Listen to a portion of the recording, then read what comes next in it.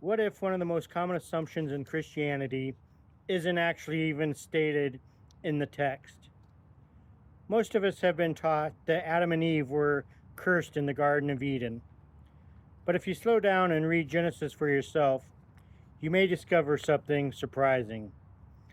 God never actually says, "Cursed are you," to either Adam or Eve. Let's look at what the text actually says. Genesis 3:14 says to the serpent, "Because you have done this, cursed are you above all livestock and all wild animals." So the serpent is explicitly cursed. Then in Genesis 3:17, God says to Adam, "Cursed is the ground because of you." Notice the wording carefully. Not "cursed are you," cursed is the ground because of you. The earth itself is what is declared cursed. Adam is told he will work the ground by the sweat of his brow until he returns to the dust. Eve is told that childbirth and human relationships will become more difficult. These are consequences. But the text never explicitly says that either human being is cursed. That's a remarkable distinction.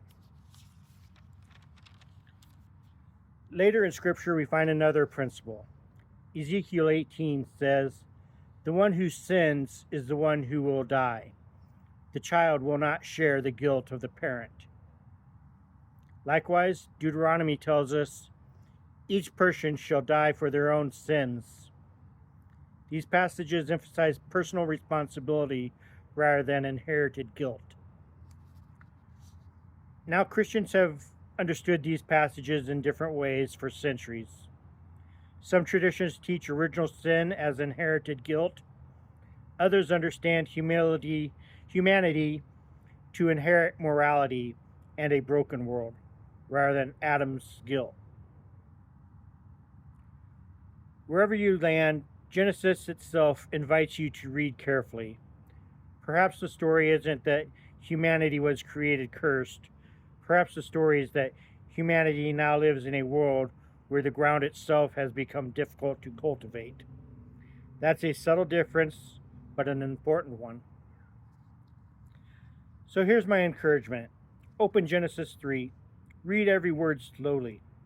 Ask yourself one simple question: who does God actually call cursed? Sometimes the biggest discoveries aren't found by reading something new, they're found by noticing what was already there. Read the scriptures for yourself.